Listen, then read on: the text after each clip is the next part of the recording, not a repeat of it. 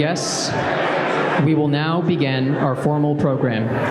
Please welcome to the stage the Secretary of State, Antony Blinken, Deputy Secretary of State, Richard Verma, White House Homeland Security Advisor, Liz Sherwood Randall, Afghan EVAC President Sean Van Diver, and Florence Puya.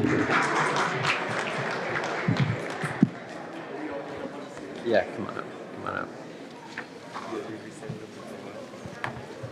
Okay, well, welcome everybody. Good evening. Thank you for joining us. Thank you for joining us tonight to honor the amazing partnerships that have helped resettle thousands of our Afghan allies since August 2021. The U.S. government, in partnership with many of the organizations here tonight and countless more, has undertaken significant efforts to relocate and resettle 183,000 Afghans who faced risks following the end of the U.S. operations in Afghanistan. This collaborative initiative reflects a commitment to safeguarding allies, including interpreters, civil society leaders, women leaders, and their families, who stood beside the United States for over 20 years.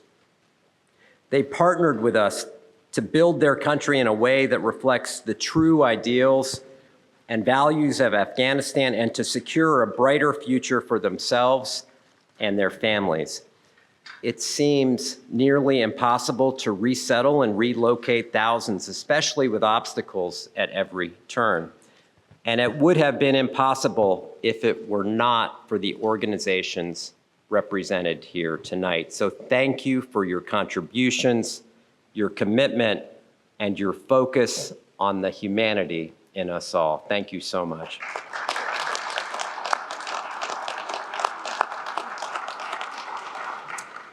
It's now my honor to introduce the Secretary of State, Antony Blinken. Under his steadfast leadership, the department was able to navigate the complex aftermath of the Taliban takeover of Kabul. His unwavering dedication has been instrumental in our efforts to resettle and relocate our Afghan allies. Mr. Secretary, thank you for everything that you've done. The floor is yours. Thank you. Thank you. Thank you. Thank you, everyone. Good evening. First of all, welcome to the State Department. It's wonderful to see this particular group of extraordinary people gathered here this evening. And I'm going to say at the outset, I'm going to be rude. I'm going to have to leave immediately upon sharing a few thoughts with you because I've got to catch a plane to head to Europe, but I did not want this day to go by without having a chance to spend a few minutes with you and to take account of the remarkable work, the life-changing work that so many people in this room have done. For decades, we've had Afghans, as you heard from Rich, from all walks of life, taking extraordinary risks to build a more peaceful, a more prosperous, a more inclusive country. They fought for equal rights for women and girls, for freedom of religion, for democracy. And so many over years, especially 20 years preceding the Taliban takeover, worked side by side with U.S. diplomats, U.S. soldiers, with international organizations, with others, all with the purpose of advancing progress for the Afghan people. Interpreters, some ran education programs, others provided medical care, each and every one extraordinary in their dedication to their country, to its people, to their future. When President Biden ended America's longest war, he made a commitment. The United States would always stand with our partners, including by continuing to facilitate relocation, resettlement, by bringing people to safety. And we're all here tonight because we shared in that commitment. We shared in that pledge. In 2021, as the Taliban took over Afghanistan, people from around the world jumped into action to evacuate our Afghan partners and their families. To take our friends in civil society, first and foremost, who've done such remarkable work. And I would start with I'm always trying to find the right words to describe Sean. Indefatigable, unstoppable, but Sean Van Diver, who's been such an extraordinary leader in this effort.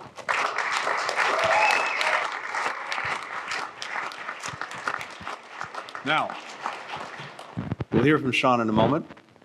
You expect that we would, of course, hear from Sean. But along with members of the Afghan EVAC Coalition, he dropped everything and worked around the clock, literally around the clock, to help Afghans escape. Over the last 3 years, so many of you have continued to go to extraordinary lengths to deliver on this shared commitment to the Afghan people. Qatar, the United Arab Emirates, Albania, Kosovo, the Philippines, and other countries have all provided safe haven for Afghans on their way to their new homes. Colleagues across the department, across the United States government, led with diplomacy to build this international network. They reviewed sometimes incredibly complex cases with care, with compassion, and with determination. Partners on both sides of the aisle in Congress have provided critical funding and legislative authorities where necessary, including two members who are here with us tonight, Representative Scott Peters, Senator Chris Coons, and I'm so grateful to them for their leadership and their work. Thank you.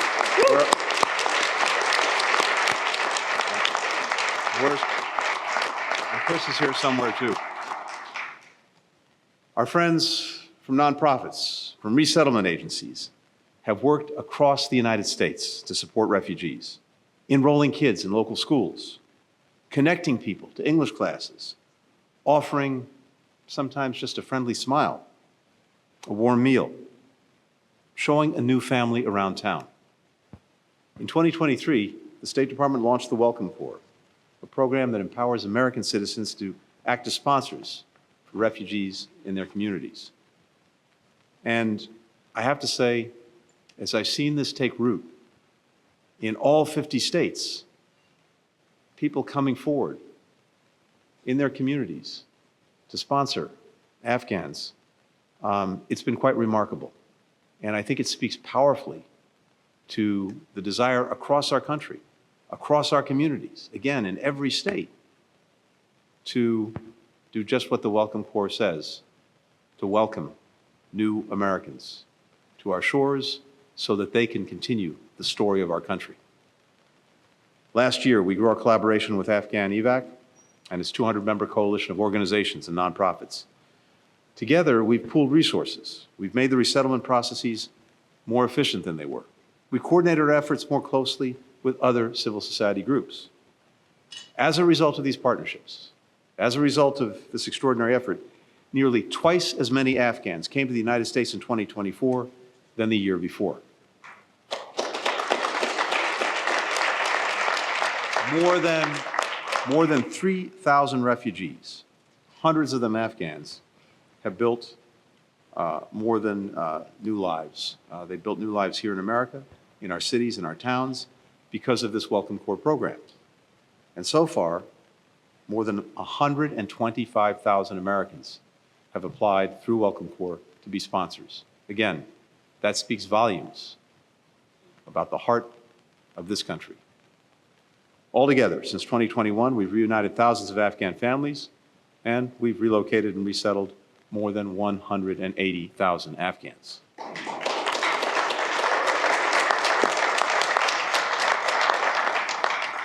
And what are we seeing as a result? We're seeing new friends, new partners, new citizens-to-be, enriching businesses with their talents, bringing their knowledge, their perspective to our schools, sharing parts of their culture, their food, their music with their neighbors, enriching this country. Afghans have become an integral part of our communities, and we've seen that take place in a very short period of time. Now, having said all that, I think everyone in this room knows that we still have a lot more to do. A lot more to do for Afghans in our country, a lot more to do for those who are still on the way. We need to expedite the resettlement of Afghans from countries that have offered them temporary shelter. We need to find more countries that are willing to offer to provide them permanent resettlement. We need our colleagues in Congress to expand access to special immigrant visas. And we need this extraordinary network of partners to continue their heroic efforts. Now, around this room tonight, we have the paintings that Afghan children made while they were waiting to come to the United States, as well as to other countries. And you see them here behind me and all around the room. They left some colorful handprints. They drew loved ones.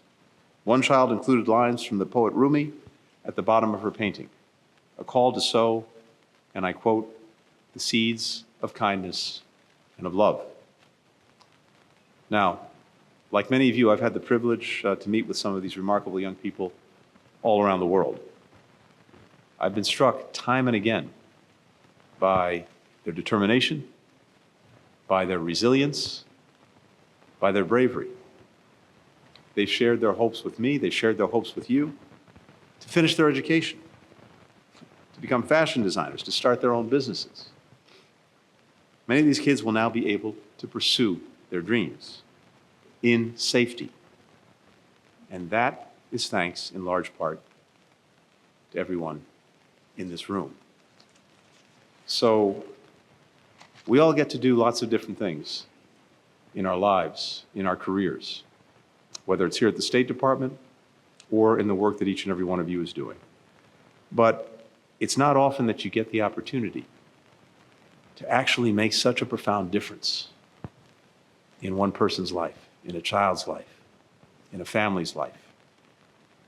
And maybe to put it as simply as possible, an opportunity to help someone's story continue, a story that otherwise might have ended and ended very differently. So to each and every one of you, thank you for these extraordinary contributions you've made to helping stories continue, the extraordinary difference you've made in people's lives. That's invaluable. But it doesn't just happen. It happened because of you, because of this shared commitment, because of our determination to do as right as we can by so many Afghan friends and partners who stood side by side with us for so many years. And all I can say in wishing you a good continuation this evening is let's keep at it. There's more work to be done. We all know that. Let's do it. Thank you so very much.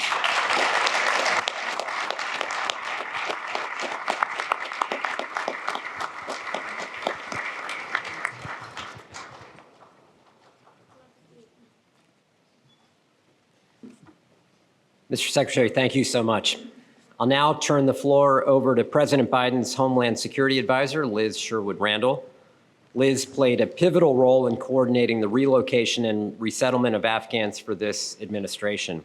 She led interagency efforts to streamline and ensure safe passage to the United States for our allies. Liz's leadership was instrumental in managing these complex national security and resettlement priorities.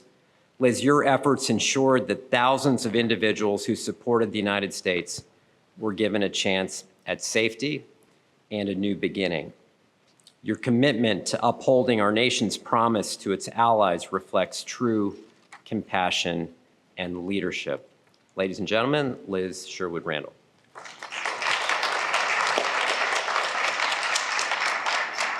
Good evening, everyone. What a joy it is to be here with you tonight. Thank you, Secretary Blinken, who I think has headed out the door now, and Deputy Secretary Verma, my friend Rich. It's really an honor to be with you here for this meaningful celebration of what we have accomplished together in our efforts to welcome our Afghan partners to our communities. These efforts, to quote Hillary Clinton in another context, take a village, and you are the village. This would not have been possible without you. The fact that we were able, as you've already heard and you know, to relocate to the United States more than 180,000 Afghan newcomers since August 2021 has depended so much on our civil society partners. You have been our secret sauce of success. Without you, this would not have worked. You have represented You are represented by many of the organizations here tonight, but there are also many who aren't here tonight because there are so many across the country. I'm looking at my friend Kari McDonough, who's taught me so much about the generosity of spirit and the openness of our communities, the desire to play a part in this process. And we want to express our gratitude. So for those of you who are here, please communicate out to those who are not how thankful we are for your tireless efforts all throughout this process from the very beginning. You brought us ground truth and the insights into where things were working and where things were not working. And honestly, Rich told you that I ran this process. A lot of things did not work at the outset, and a lot of things we had to make up from scratch. And so we found that our communications were not working with our Afghan partners. They weren't working with our communities. We needed to fix that. Our bureaucracy was not built to move as fast as the situation required. We needed to build a whole new system of welcome. You brought your creative ideas to us to overcome many challenges. And those challenges that we overcame have also informed our ability to welcome new communities of people from other places in the world to our homeland since then, because we learned so much from that effort. You kept us focused also on implementation of our enduring welcome commitment. You have helped Afghans apply for relocation programs. You've helped validate their employment or their U.S. ties. And you welcomed newcomers into your own homes. I know this again, Kari McDonough, who has had an Afghan family arrive very recently to stay with her and with her husband, the Secretary of Veterans Affairs, before moving into their own apartment. And now Welcome Corps, of course, is built as an enduring legacy for our country to help future generations come to our country and build our strength. Indeed, you've reminded us what many of our own families went through when they came to this country, whether they came decades ago or more recently, century ago perhaps, as my grandparents did, great-grandparents did, or just in the last few months. Settling into a new country is hard. Making connections in a place where you don't yet have the language and where there are completely new customs. You do depend on the kindness of strangers and the willingness of government at the federal, state, and local level to help you, and especially if you're also still fearful for those you've left behind, as is the case with our Afghan partners. So I just want to underscore today that this effort, which reflects the strength of this Department of State and all the diplomats here today, I see so many of my colleagues who've been essential to this mission. Holly Holzer is standing right there, John Bass next to her. You have been key to this whole endeavor from the very start. We together have undertaken a noble effort that truly showcases the best of who we are as Americans, helping the Afghans who stood with the United States, and in so doing, helping our fellow Americans to be open to the continuing promise of America and to fulfill the obligation that many of us feel to our partners.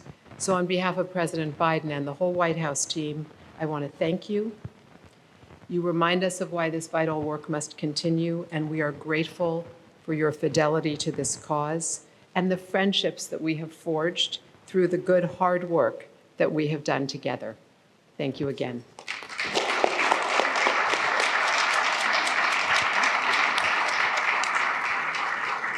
Liz, thank you so much. Thank you for your leadership.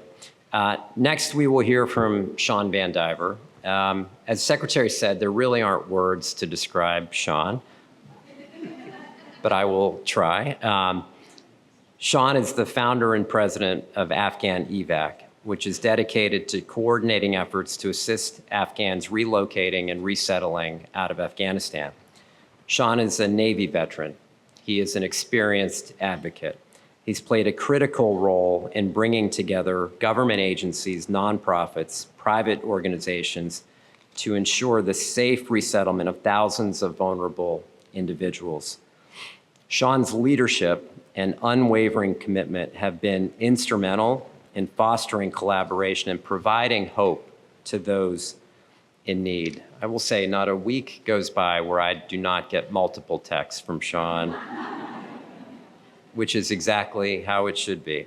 Sean's work continues to highlight the importance of unity, collaboration, and action between the government and the private sector. Sean, we've all learned so much from you. We've been so grateful for your efforts, and we really thank you for everything you've done.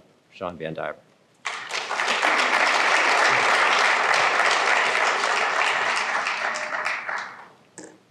All right. Good evening, everyone. As we gather here in the Benjamin Franklin Room, named for America's first diplomat, surrounded by art created by our Afghan friends, I'd like to start by reflecting on the wisdom of Franklin himself.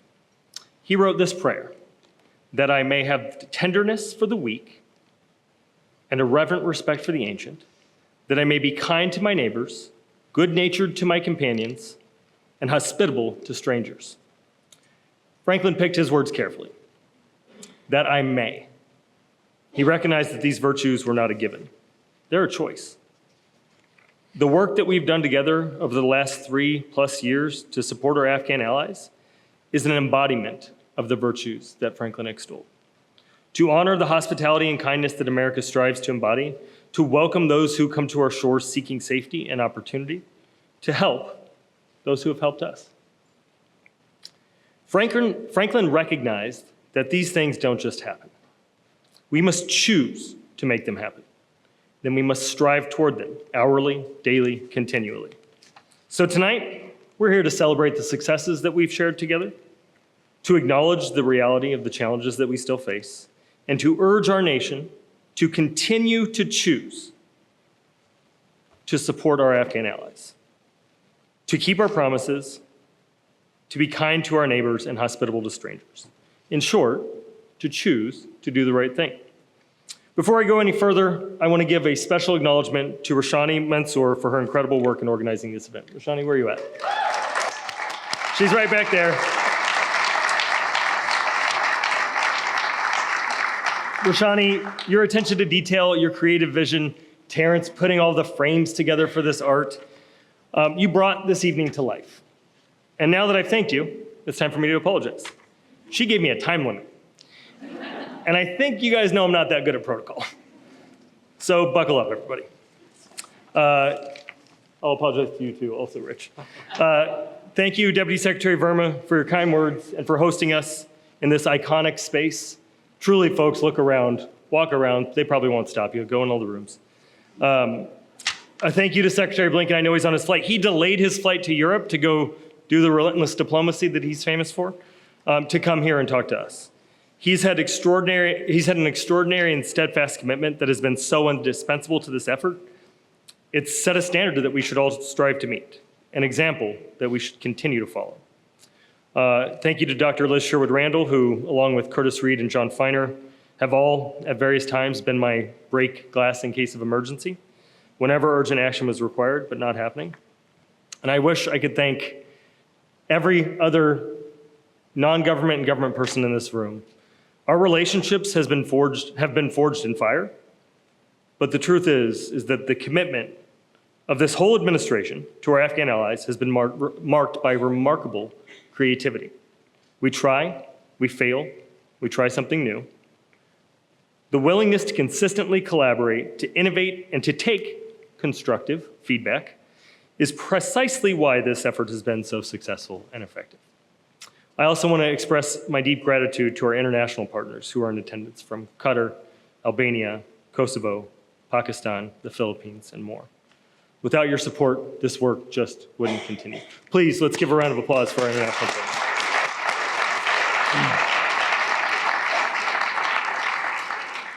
I also want to thank and speak directly to the journalists in the room. The stories you report shape how people understand this work. They may not always seem sexy or dramatic, but they matter. This partnership matters. Your words can honor our combined efforts and inspire others to believe in what's possible when government and civil society work together hand in hand. This issue remains in the news, however sporadically, because of so many of you and your colleagues who worked alongside our mission in Afghanistan, keeping government honest and sharing the stories of those impacted. So look around, meet a source, make a friend, even if it's an off-the-record friend, but please continue to tell this story. Make sure history and the American public know what we all in this room have done together. For the last 3 years, we, all of us here, and those out there who couldn't make it, have worked together in various ways to support Afghans desperately seeking a chance at a better future. We've helped friends and strangers alike to navigate overly complicated government systems, to overcome seemingly insurmountable barriers, and, in the best cases, to reach safety and the opportunity to build a new life here in the United States. This incredible partnership of veterans, volunteers, nonprofit leaders, congressional caseworkers, and government officials from all across the American experience is an unprecedented story of collaboration and civic engagement, of lives changed and futures changed, one worthy of being told and retold. For Afghan EVAC, it started with several people who I'm happy to see in this room today. I think back to that very first meeting on August 16, 2021. Chris Purdy and Camille Mackler and Steve Miska from Evacuate Our Allies, Lauren Voss from No One Left Behind, Joe Sabo from Team America, and so many more convened to make sure that we were deconflicting our efforts, broadening communications, and finding ways to stretch the collective resources that we had. I think about that first meeting with government, September 13th, 2021. Our partners at Task Force Pineapple had just met with the chairman of the Joint Chiefs. I flew in for a quick follow-up, having gained entry thanks to March Bishop and Heather Callahan and Pat Callahan. You guys still glad you put me in that room? Scott Mann, Chuck Rush, Mike Jason, Joyce Schanenberger, Alex Blitzes, and so many more were in that meeting that first day. Also in that room, on the other side of the table, were Becky Zimmerman, J.P. Feldmeyer, and now Ambassador Timmy Davis. All people who I realized shared the same sentiment that those on our side of the table shared, that the work had just begun and that we needed to collaborate if we hoped to find success and help our allies. It was in that room that the Afghan EVAC partnership with the State Department was born. What we've built isn't glamorous or shiny. It's gritty, it's stitched together, sometimes it's messy. It's the result of long hours, tough decisions, and a willingness to keep pushing, even against seemingly immovable obstacles. But despite all of that, it's beautiful, because this is what keeping a promise looks like. Together, we built an unprecedented partnership between government and civil society that is helping people who risked everything to stand beside us. We have built something that should serve as an example for the future when crises arise. We know they're coming. We know they're going to arise.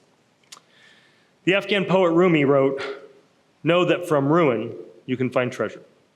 When Kabul fell, we were faced with ruin, chaos, heartbreak, unimaginable loss.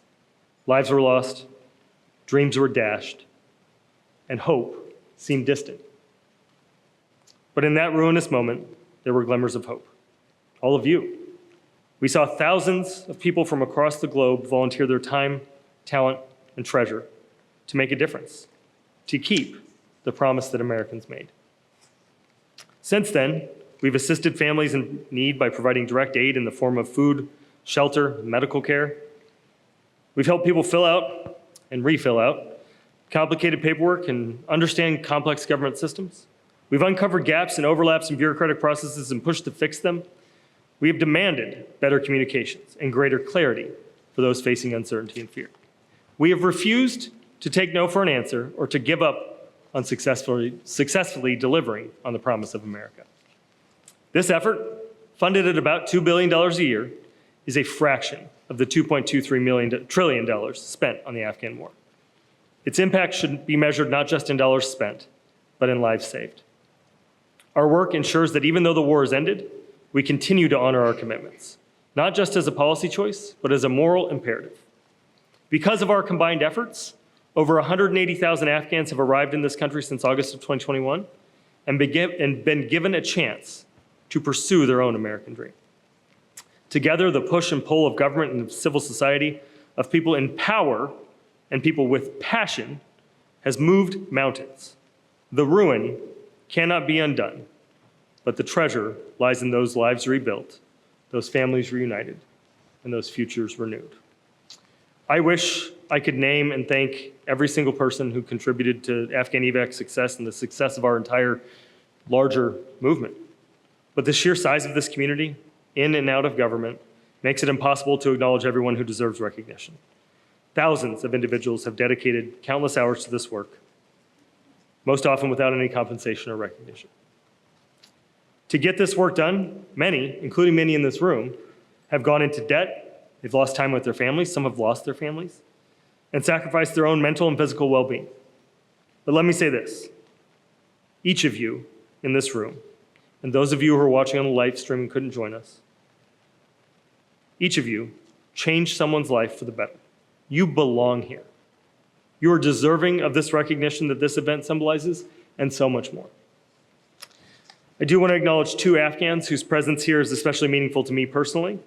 My friend and brother, Abdul Manan, many of you probably know him as Lucky, texted me from a mountain in Irgun on August 14, 2021, asking for help.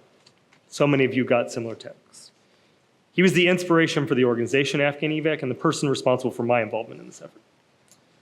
I also want to recognize the incredibly brave Florence Puya, a brilliant young leader who embodies the resilience and promise of Afghan women, and who's forging a path as an MIT aerospace engineering student and our Afghan EVAC youth ambassador. You'll hear from her a little bit later. And I would be remiss if I didn't acknowledge several key individuals from government who made this partnership so successful.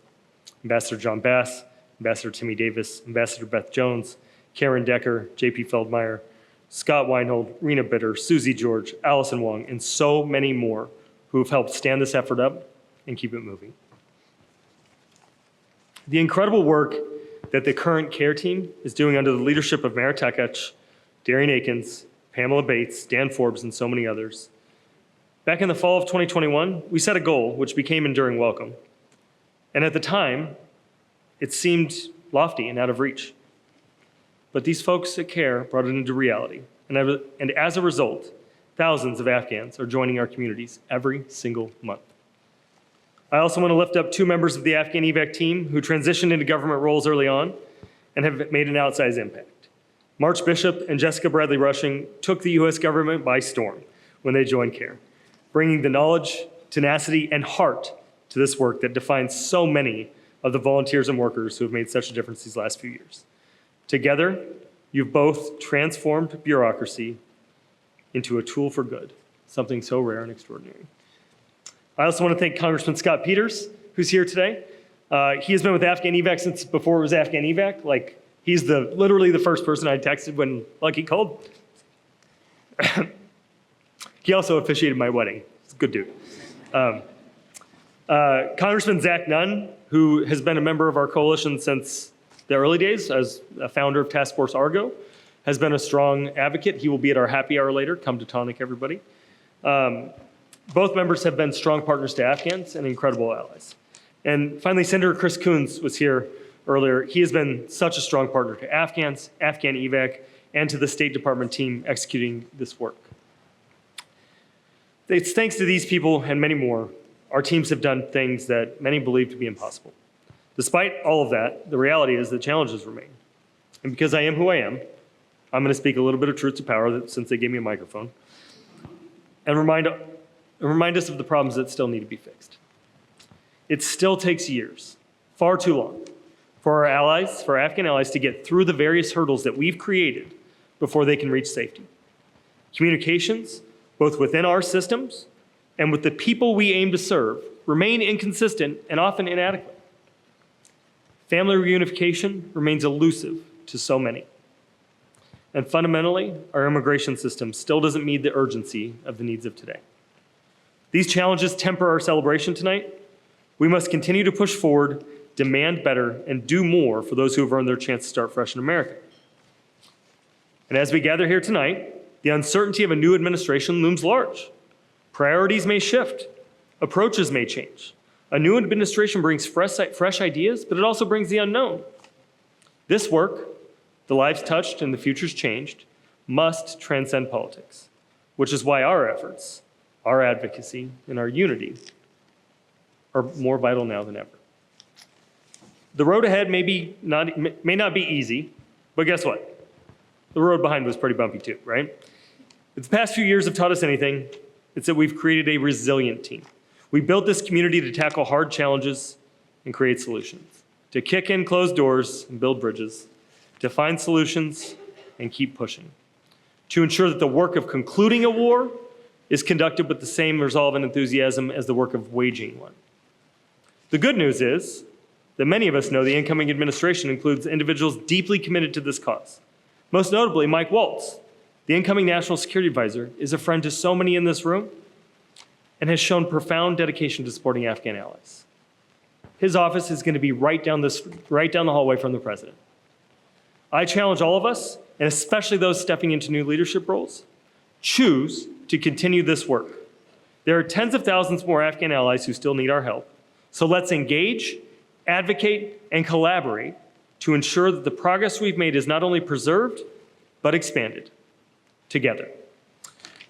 Remember, oh no, we're not done. We're close though. I know, I should have told you all to grab a seat. But remember, good things don't just happen, right? We have to choose to make them happen, like Ben said. Our collective efforts, rooted in grit and determination, have reshaped what's possible. We've demonstrated what it means to honor our commitments, to persist in the face of obstacles, and to act with integrity and humanity. The work isn't finished, but I know we'll face what comes next with the same strength and resolve, innovation and partnership that brought us together here tonight. Thank you. You made it. You made it.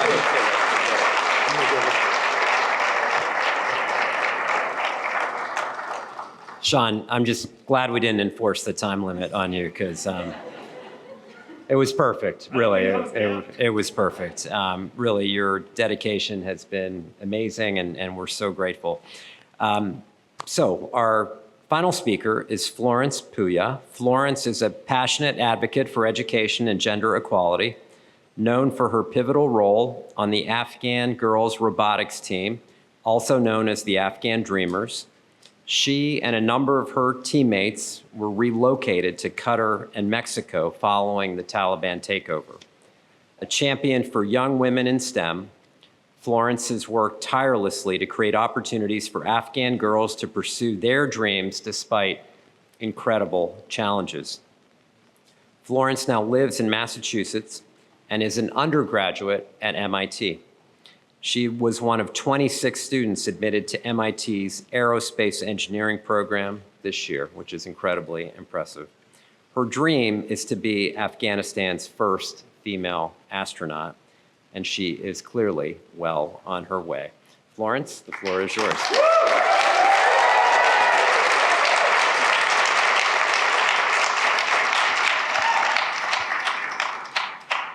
Good evening, everyone. It's my great honor to be here today as a youth ambassador from Afghanistan. I want to extend my sincere gratitude to Deputy Secretary Verma for hosting this incredible event and to everyone here who has been tirelessly working to support Afghans since the collapse of our country. Your efforts are invaluable, and I'm standing here today as a testament to the power of hope, perseverance, and generosity of those who believe in a better future for all. My journey to this moment has not been simple. In August 2021, when I was only 15 years old, I had to leave my country, my home. The Taliban had taken over, and my life, my safety, and the dreams that I built for myself collapsed. I left behind everything, my family, my friends, my memories, and the future that I have envisioned. The journey to escape was not easy. It was so challenging, and after 3 days of terror and trying to survive, I fled to Qatar with my teammates, where I spent the 2 next years, and it was a journey that I didn't know what's next. What am I supposed to do? And there I met incredible people like Mr. Sean that will play a key role in my journey. And in May 2023, I received approval as a refugee after being referred to USRAP as a P1. And I arrived in the United States when I just turned 17 years old. It was my first time in this country, and as a minor without my family, it was extremely challenging for me to adjust to the life in New York. There were moments that I left completely alone. I was uncertain of how to navigate this new world. But despite all the challenges, I started to dream again. I got accepted to Iowa State University, so I moved to the Midwest. I would say it was not easy even there, because unlike many of my peers, I did not have a home to go when the breaks came. I would watch all my friends and other students pack up their bags to visit their family. But I just remained alone, homesick, and no family to visit. Since I left home, to be honest, breaks or holidays have never been my favorite part of the year. But nonetheless, I started to push myself even harder, dedicated myself to my education and also to my new life here. Since leaving Afghanistan, I have spoken to the UN conferences, to global media, to youth organizations in Afghanistan, trying to inspire my peers to hold on to hope and continue their education in whatever way possible. Some of my friends, to be honest, many of my friends were forced to early marriages. Their dreams cut short. And now their lives and their future are utterly controlled by men. Imagine having no say in who you marry, no say in bearing children, no say in when you may leave your home. This is the reality for many, many young girls in Afghanistan right now. And this is a fate that I denied to accept for myself or for them. But even when I was trying to fight for Afghanistan and for my peers, I was also struggling myself too. I did not know anyone who asked for guidance and support myself or my family, I didn't know how to get legal support or how to apply, for example, for family reunification. Then in May this year, I got accepted to MIT, where of course, it's my dream school, and I was so happy for that. Then I got invited to a conference in Washington, D.C., where I met Sean again and Miss Jessica for the first time. Then that week, I went to State Department, White House, and got connected to incredible people who promised to help me and my family to get reunited again.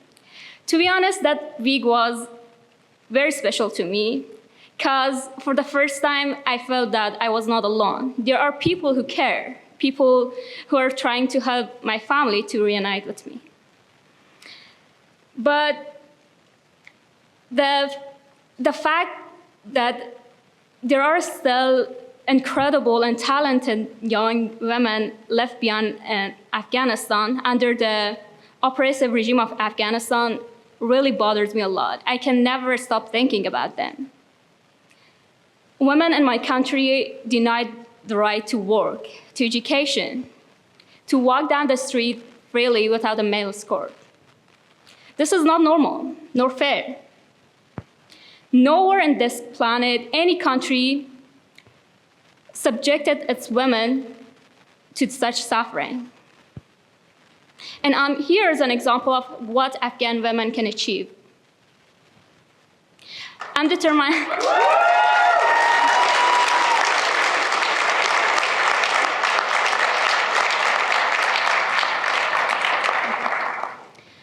I'm determined to be the first Afghan female astronaut, not only for myself, but for all the other girls who were left behind back home, to inspire them and remind them that regardless of the current situation, your dreams are valid. And I want to show the world that being born as a woman in a war-torn third world country does not mean that you're destined to remain confined at home.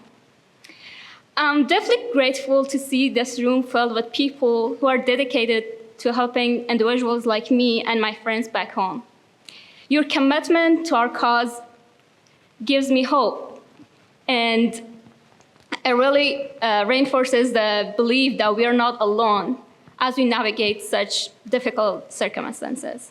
Thank you for listening, and through my experience, I hope to shed light to untold stories from Afghan girls whose potential is still waiting to be unlocked and whose future is still in limbo. Thank you again.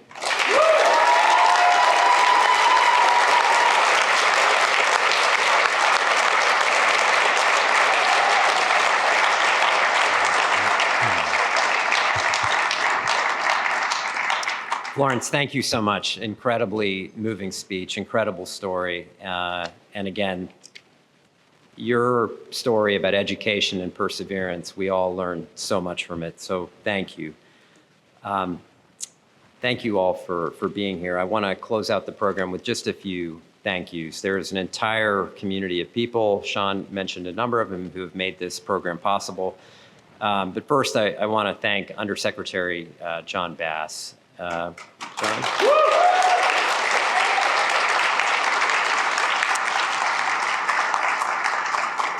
Simply put, without John, this program, this effort would not exist. We owe our deepest gratitude for your leadership, for your tireless efforts. Your dedication to ensuring the safety of those at risk has made an immeasurable impact on countless lives. Your work embodies the principles of compassion and service, and it has been and continues to be a source of inspiration for the entire State Department. To the Office for the Coordinator of Afghan Relocation Efforts, or CARE, its leadership team, Mara, Darian, and Dan Forbes, and the entire CARE team, you were asked to do something. Thank you.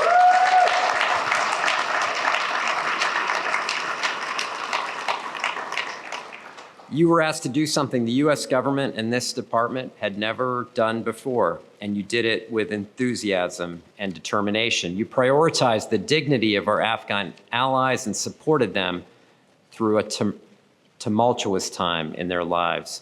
To the numerous bureaus and offices who have worked on and supporting our Afghan relocation efforts, Consular Affairs, PRM, SCA's Afghan SIV unit, so many more. It was a true testament to what we can accomplish together. Record-breaking visa adjudications and resettlements leading to changed lives. To our bilateral partners represented here today, the United States' ability to honor our commitment to our Afghan allies is predicated on your partnership. Thank you for helping us in this essential mission. And to our numerous NGO and civil society partners, you have all played an invaluable role in the relocation and resettlement of our Afghan allies. In particular, Sean, Afghan EVAC, has been a tremendous partner in these efforts. Again, you've pushed the department to consider new perspectives, from securing housing to offering language support and job opportunities. Your compassion has made a lasting impact on countless lives. All of you together have shown the strength of partnership and the enduring commitment to uphold our shared values of humanity and solidarity. Thank you all for being such an essential part of this mission. Thank you all for joining us here tonight to celebrate. Thank you all for continuing to work with us in the weeks and months ahead. I hope you leave here with a deep appreciation for the many accomplishments in supporting our Afghan allies over these past several years. And at this point, I'll invite our colleagues from the press corps to depart, and we will now proceed with the remainder of the reception. Thank you so much. Appreciate it.